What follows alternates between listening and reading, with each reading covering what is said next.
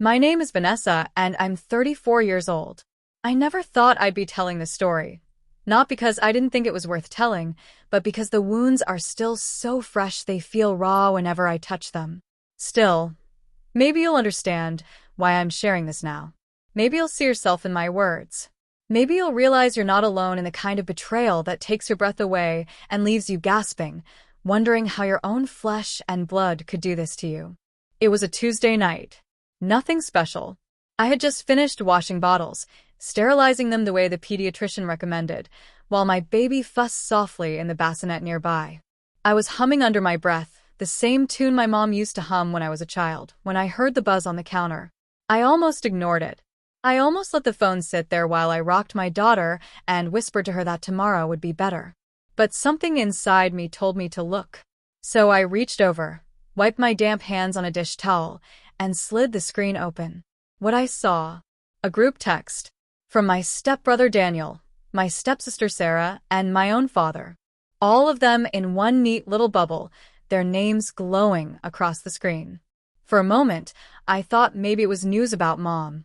Maybe something urgent. But no, it was this. We're moving to Paris with Sarah and Daniel. We emptied the account. Good luck surviving. I froze. My heart stopped. My stomach dropped like I'd been pushed off a cliff with no warning. I read the line again, as if maybe I had misread. Maybe it was a bad joke. Maybe I was tired, hallucinating. But no. The words stayed the same. Clear. Cold. Cruel. I held my baby tighter, and she shifted against me, innocent and warm, not knowing that in that moment the ground beneath her mother's feet had disappeared. I wanted to scream. I wanted to smash the phone against the wall. I wanted to call them one by one and demand, "How dare you? How could you? Don't you care about this child?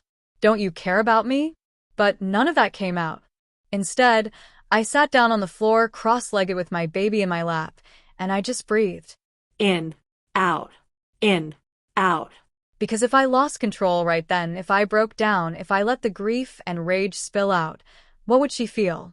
She needed calm. She needed love. So I gave her that, even when I had none left for myself. Then, with hands that trembled like leaves in a storm, I typed back 7 words. Just 7. Thanks for letting me know. And I hit send. That was it. Not a paragraph. Not an essay. Not the explosion they expected. Just 7 words. Inside, though? Inside, I was burning. The truth is, this betrayal didn't start that night. That text was just the final dagger, twisted into a wound they had been cutting open for years. Daniel, my stepbrother, was always the golden boy. The one who could do no wrong. Straight A's in school. Varsity soccer.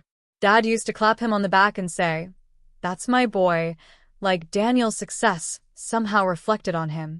Sarah, my stepsister, was the princess. She was delicate, always dressed in pastel colors, her hair perfectly curled for every family picture. People bent over backwards for her. And me? I was just there. The afterthought. The one who had to clean up after dinners, who had to share hand-me-downs, who had to hear, "Why can't you be more like Sarah? Why can't you try harder, like Daniel?" Even after I became an adult, even after I built my own life, the comparisons never stopped. Family dinners were always little competitions. Oh, Daniel got promoted again. Sarah's boyfriend just proposed, and then the sideways glance at me. So, Vanessa, what are you doing now?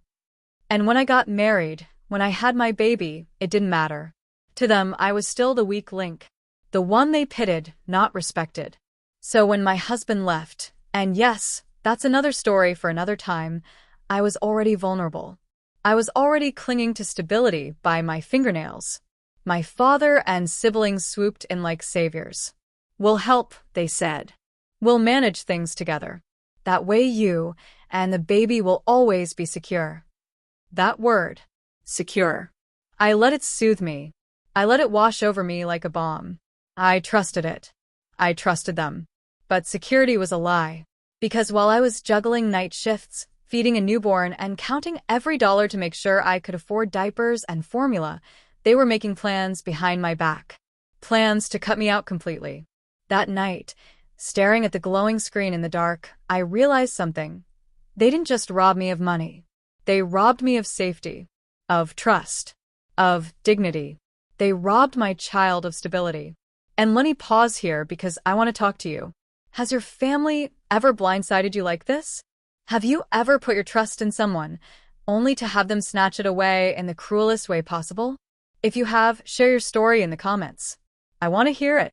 I want to know I'm not alone in this. And while you're at it, tell me where you're watching from. I love seeing the cities, the countries, the little towns pop up. It reminds me that even when our families betray us, there's still a bigger family out there, people who listen, people who understand. When I put my phone down after sending those 7 words, the apartment suddenly felt so quiet it was deafening. No sound but my daughter's breathing and the faint hum of the fridge. I sat there on the kitchen floor for what felt like hours, staring at nothing, my mind replaying every memory, every word, every smug smile from Daniel and Sarah.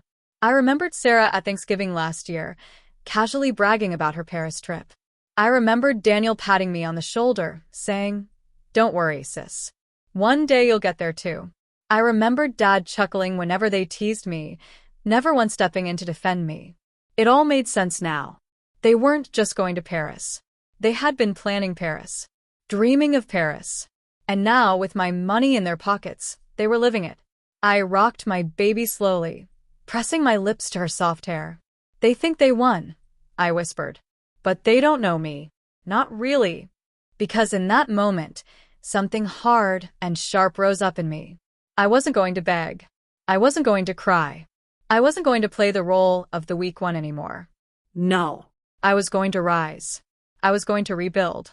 And when the time came, when they least expected it, they would learn what kind of woman I truly was. I barely slept that night. Every time I closed my eyes, the message burned behind my eyelids. "We're moving to Paris with Sarah and Daniel.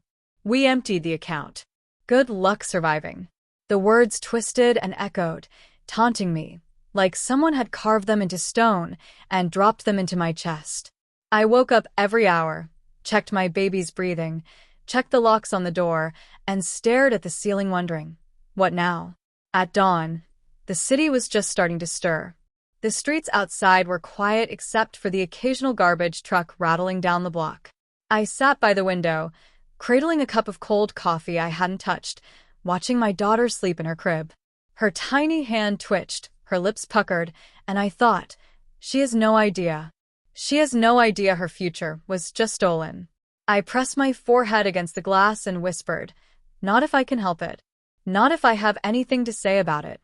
But then the panic hit. Rent was due in 12 days. The account was drained. Every emergency fund I thought we had was gone. I grabbed my laptop, shaking fingers tapping the keys, logging into every single account I could remember. Checking, savings, even the little Christmas fund I had set up when I was still pregnant. 0, 0, 0. It was like staring into an abyss. I closed the laptop with a snap and pressed my hands over my face. I could feel the tears welling, hot and unstoppable. For the first time since that text, I sobbed. I sobbed quietly, so I wouldn't wake her, but I let it out, rocking back and forth in the silence of my apartment. I kept asking myself, why? Why would they do this? How could they look at me, their daughter, their sister, and decide I was disposable? And the answer came, sharp and cruel, because to them, I was never enough. Later that morning, I strapped my daughter into her stroller and went for a walk. I needed air. I needed to clear my head before I drowned in it. The sidewalks were buzzing with people rushing to work, holding coffees, yelling into phones. Life was moving, the world kept spinning, and I felt like I was frozen in place, stuck in a nightmare no one else could see. I passed a bakery and smelled fresh bread, and my stomach growled, but I kept walking. Every penny mattered now. I had formula, diapers, a little food in the pantry, and that had to stretch until I figured something out. By the time I made it to the park, the sun was breaking through the clouds. I sat on a bench under a tree, pushing the stroller gently back and forth with one foot. My baby's eyes fluttered shut again, and for a brief moment, The world was quiet. That's when I made a decision. I wasn't going to let them break me. They thought they had stripped me bare, but they had no idea what I was capable of. They thought Vanessa, the weak one, the leftover, the single mom, would crumble. But what they didn't understand was that every struggle I had faced in my life, every sneer, every comparison, every cold shoulder, had built something inside me. A strength, a resilience. They had handed me fire, and I was going to use it. When I got home, I made a list. It wasn't fancy. Just a sheet of paper and a pen. At the top, I wrote, what I still have. And underneath, my daughter, my health, my skills, my apartment for now, my mind. I stared at those words for a long time. Then I flipped the paper over and wrote another list. What they don't know. And here's the thing. This is where the story really turns. Because what my family didn't realize, what they couldn't even imagine, was that while they were busy mocking me, I had been building something quietly in the background. Something small, but growing. Something with potential. They thought I was barely scraping by. But the truth? I had been freelancing, yes, but I had also been building relationships, clients, connections. And while I wasn't rich, I wasn't helpless either. That was the secret they never saw. That night, as I put my daughter to bed, I whispered to her, they think they destroyed us. But baby girl, they just set something bigger in motion. They don't know who they're messing with. And as I turned off the light and sat alone in the dark, I made myself a promise. One day, I would look them in the eye again. One day, when they least expected it, I would show them exactly who I had become. And when that day came, they wouldn't be laughing anymore. The next morning, I woke up with a kind of raw determination buzzing in my chest. It wasn't hope, not yet. Hope felt too fragile, too breakable. No, this was survival. I brewed the last of my coffee grounds and sat at the table with my laptop open. My daughter sat in her high chair, kicking her legs, smearing banana across the tray. I kept glancing at her, reminding myself, every decision I make today has to protect her future. Every single one. I pulled up my emails, scrolled through the unanswered client requests, half-finished proposals, overdue invoices. For months I had treated freelancing like a side hustle, a way to pad the household income while trusting the family to have my back. Now it wasn't extra. It was the only thing standing between us and hunger. I fired off replies with shaking fingers. I accepted projects I normally would have turned down: data entry, transcription, small design edits. I lower my rates just to get work flowing. By noon, I had booked 3 jobs. None of them glamorous. None of them enough. But it was something. The baby fussed, so I rocked her while typing one-handed. My neck ached, my eyes burned, but I kept pushing. Every ding of a new email felt like a lifeline. By the time the sun set, I had earned $200. It wasn't much, but it was $200 they didn't think I was capable of making. That night, exhaustion hit me like a wall. I collapsed on the couch after putting her to sleep, staring at the ceiling, wondering how many nights like this it would take before I cracked. That's when my phone buzzed. A message from James, my stepbrother. Hope you're managing okay. Paris is incredible. You should have come with us instead of staying stuck in your little life. Sarah says hi. I stared at the screen in disbelief. They had stolen everything. They had abandoned me. And now they were taunting me from Paris? My first instinct was to throw the phone across the room. But instead, I typed back. Glad you're enjoying it. Take lots of pictures. I hit send and smiled grimly. Because here's what they didn't understand. Silence is power. Playing along, keeping my cards close, letting them believe they'd won. That was my strategy. They thought I was cornered, but I was just waiting. The next week blurred into a cycle of baby feedings, freelancing, and budgeting down to the penny. I stretched meals with rice and beans. I sold old clothes online. I pawned a necklace I had worn at my wedding, not because I wanted to, but because diapers matter more. Every day I wrote in my notebook, one step closer. Because every dollar earned, every bill paid, every night survived meant I was one step closer to proving them wrong. Still, it wasn't easy. Some nights I cried myself to sleep, terrified that I would fail her, that I would become the weak, desperate woman they always painted me to be. But every morning, when I looked into my daughter's eyes, I remembered quitting was not an option. Halfway through the month, something unexpected happened. One of the clients I had rushed a project for messaged me again. "I liked your work. Can you handle a bigger contract?" I almost dropped my phone. Bigger? How much bigger? I said yes before I even knew the details. And when the agreement came through, I sat at my desk, stunned. It wasn't life-changing money, but it was steady. Enough to cover rent. Enough to breathe. For the first time since that text, I felt a flicker of light. And this is where I want to pause and pull you in, because I know some of you watching have been through betrayal too. With the new contract secured, I worked harder than ever. Long nights, endless cups of coffee, pushing through exhaustion. I put in the hours not just for survival, but for something bigger. I wanted to build a foundation, something untouchable. Meanwhile, their messages kept trickling in. Pictures of Paris cafes, Eiffel Tower selfies, captions dripping with fake charm. "Wish you were here. This city is too classy for you anyway." Every message was meant to cut me down, but instead, they fueled me. Every photo was a reminder of why I couldn't quit. Because one day they would come back. One day, their Paris adventure would run out, and when they returned, expecting me broken and begging, they wouldn't recognize the woman waiting for them. And I couldn't wait to see their faces. The silence that followed my words was heavy, like a storm cloud about to break. My stepbrother leaned back in his chair, smirking like he had just caught me bluffing in a card game. "You," he said slowly, his voice dripping with disbelief. "You're saying you could actually handle what we just laid out? Come on, don't embarrass yourself." My stepsister, as always, chimed in right behind him. "Yeah, this isn't like splitting rent with roommates, Sarah. This is real responsibility.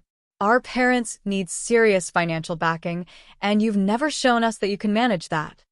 Their laughter, low, smug, synchronized, hit harder than I wanted it to. My hands clenched against my lap, but I kept my expression calm. They were so sure of themselves, so convinced that I was still the girl they remembered years ago, struggling, second-guessing, quiet in the corner while they took center stage. But what they didn't know, what they couldn't even imagine, was that every single jab, every smirk, every underestimation had built me into someone unrecognizable from that girl. I leaned forward slightly, my tone even. "It's funny," I said, "how you two always seem to know so much about my life without ever asking me directly. You create your own stories, and then you treat them as facts." My stepbrother waved a dismissive hand. "Stop being dramatic. We're not making up stories.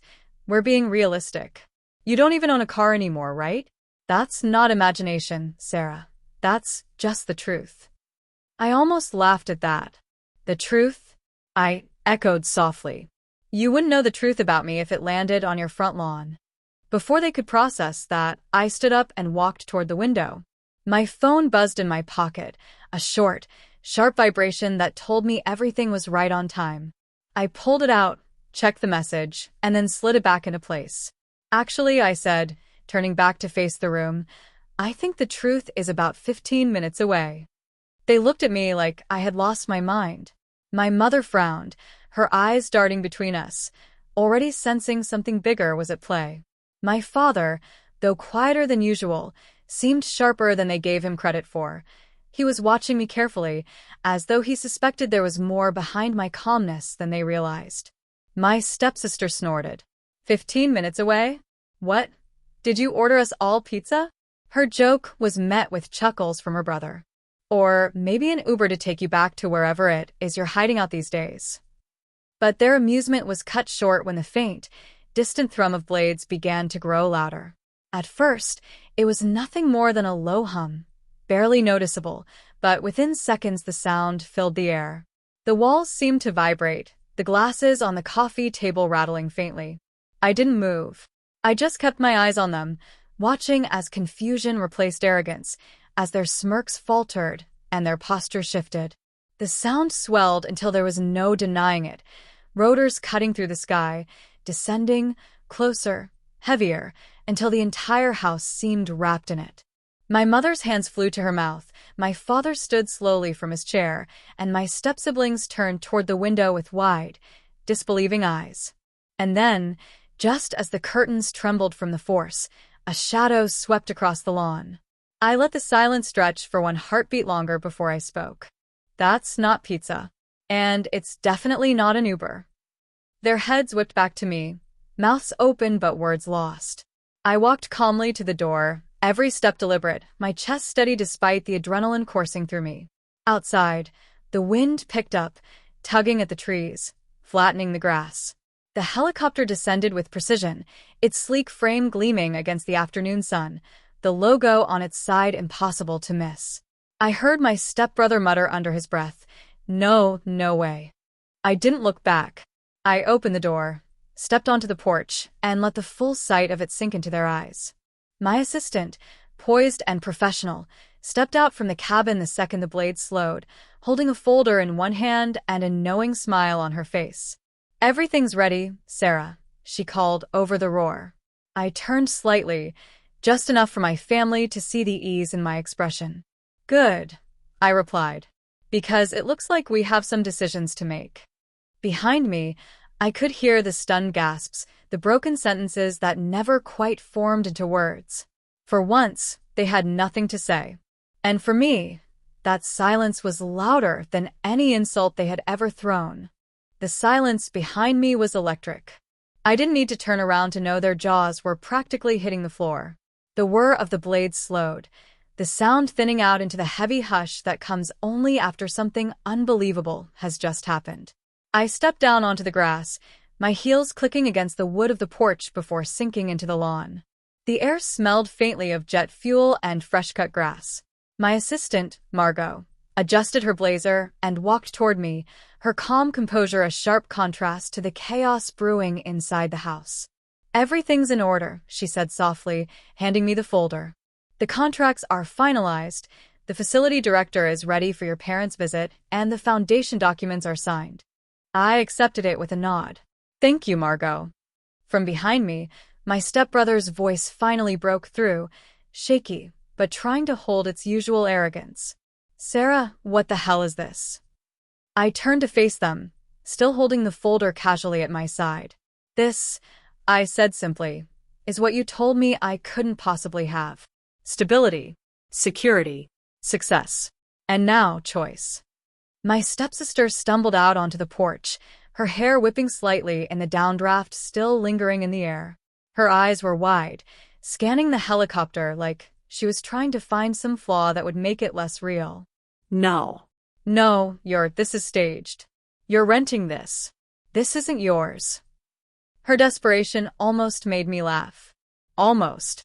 You're right about one thing," I said evenly. "It's not mine. It belongs to my company. The company I built while you were too busy dismissing me. The company that now pays for this helicopter, my staff, and—" I paused deliberately, letting the weight of my next words sink in. "The premium care facility I've already reserved for Mom and Dad." The gasp that slipped from my mother's lips nearly broke me. She pressed a hand against her chest, tears brimming at the corners of her eyes. You did this for us?" I nodded gently. "Of course I did. You deserve comfort, dignity, and real care. Not a fight between siblings over who contributes what." My stepbrother moved forward, his voice rising with panic. "Wait, hold on. You're telling us you've been sitting on this? You let us sit there and plan everything out like we were in charge while I what?" I cut in sharply, my patience finally thinning. "While I let you show me, yet again, exactly how little you think of me. While you laughed at me, questioned if I even had a job, a car, a place to live. While you slotted me into the role of the failure of the family, like you've done for years. I let you, because I needed you to see just how wrong you were before I corrected you." His mouth opened, then shut again. For once, no quick retort, no sarcastic barb. Just silence. My father finally stepped outside, his hands gripping the railing of the porch. He looked older than I remembered in that moment, fragile even, but his eyes, those sharp eyes, were focused directly on me. Sarah, he said slowly. Why didn't you tell us? Why hide all this? The question pierced deeper than any insult my siblings had ever hurled. I swallowed hard, lowering my gaze for just a second before lifting it again. Because every time I tried to show you who I was becoming, I was dismissed, mocked, ignored. So I decided I would stop explaining and start proving. And now, I gestured toward the helicopter. I think the proof speaks for itself. My mother stepped forward, tears streaking her cheeks, and touched my hand like she needed to make sure I was real. It does, she whispered. It really does. Behind her, my stepsister crossed her arms tightly, her face pale. So what now? She demanded, her voice brittle.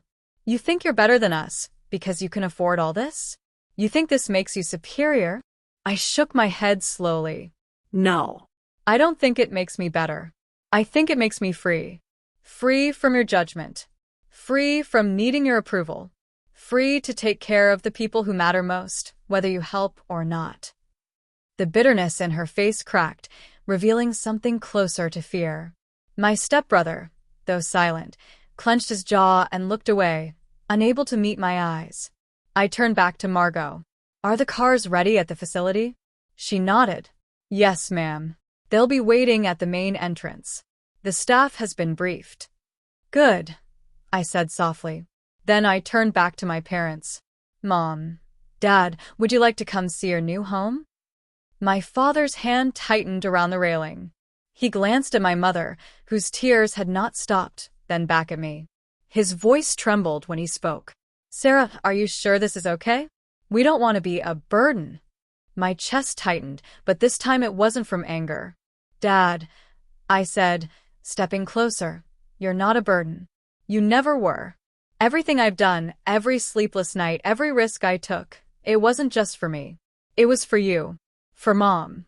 So you could live the rest of your lives in peace, not worry. My mother's hand covered mine again, soft, trembling. Then yes, she whispered. Show us. I gestured to Margot, who immediately began coordinating. Within minutes, a sleek black SUV pulled up behind the helicopter. The driver stepped out, polished and professional, opening the door. I helped my parents into the back seat, my mother's eyes darting between me and the luxurious vehicle like she was afraid it might all vanish. My stepsister and stepbrother followed, their movements stiff, mechanical. I caught the flash of envy in their eyes as they slid into the second SUV Margot had arranged. For the first time, they weren't in control, and it rattled them. The drive to the facility was quiet, filled only with the hum of the engine and my mother's occasional sniffles. My father, though, never took his gaze off me, studying me as if seeing me for the first time. When we arrived, the gates opened onto sprawling grounds. The driveway curved past manicured lawns, blooming gardens, and a fountain sparkling under the late morning sun. My mother gasped. My father whispered, My God.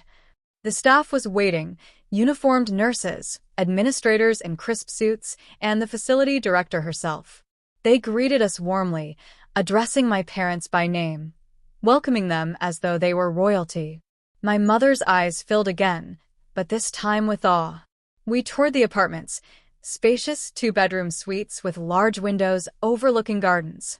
The kitchen gleamed, the living room was warm and inviting, and the bedrooms were furnished with plush bedding. There was even a private terrace where my mother could tend to flowers. She pressed her hand against the glass door, whispering, It's beautiful.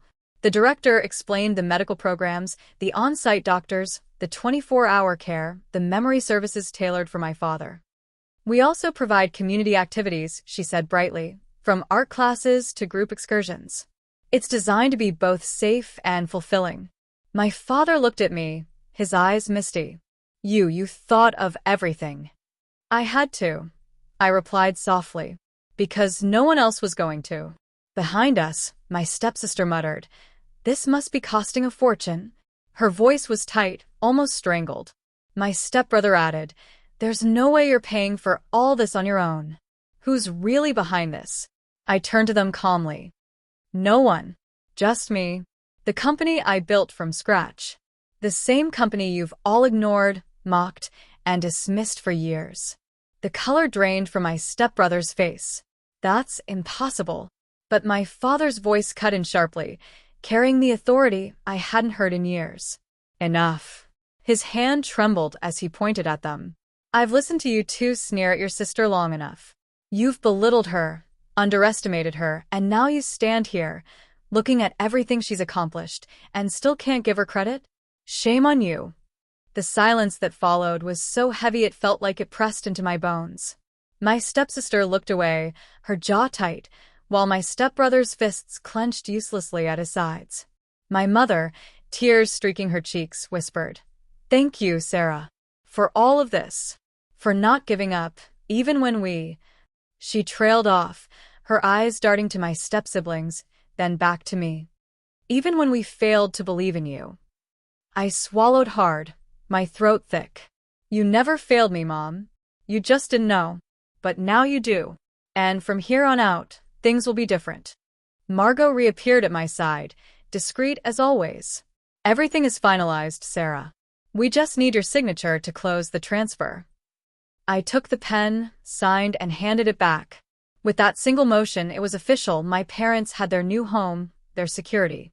No begging, no humiliation, no splitting bills while being judged. Just dignity. My stepbrother finally found his voice, laced with bitterness. "So, what? You think this makes you the hero of the family now?" I met his glare evenly. "No. It makes me the daughter who refused to give up on her parents. Something you should have been, too." The words hit him like a slap. He turned away, his face dark with unspoken anger.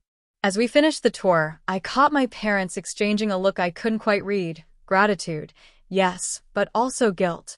They had let the others define me for too long. And now, faced with the truth, they didn't know how to bridge the years of silence. But I wasn't going to let that stop us.